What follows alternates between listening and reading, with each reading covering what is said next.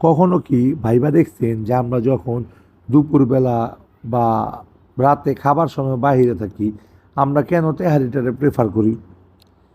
কারণ হইলো তেহারিটা একটা হলো সহজলভ্য খাবার, সহজেই পরিবেশন করা যায় আপনার সামনে।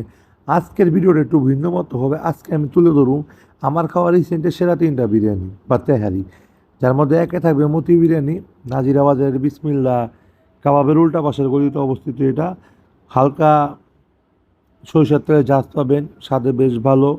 দুয়ে থাকবে সর্ষে তেহারি মতিঝিলের, এটা মতিঝিলে অবস্থিত। এটা আমি খাইতে গেছিলাম মূলত আপনার শিকদার সাহেব ভাইয়ার ভিডিও দেখা। ছোট ছোট আলু, সর্ষে তেলের গ্রান, এনাফ পরিমাণ মাংস, আলহামদুলিল্লাহ এটা বেশ ভালো। মাখো মাখো চাল, এটার আমি আগে বলে নিই, ফ্লেভারফুল অনেকটা। এটা বেশ ভালো লাগবে আপনার, আশা রাখি। আর তিনে থাকবে যে ক্যাটারিং সার্ভিস তেহারি ঘর, এটা ধানমন্ডি বাংলাদেশ আই হসপিটালের অপোজিটে অবস্থিত। এইটাও বেশ ভালো।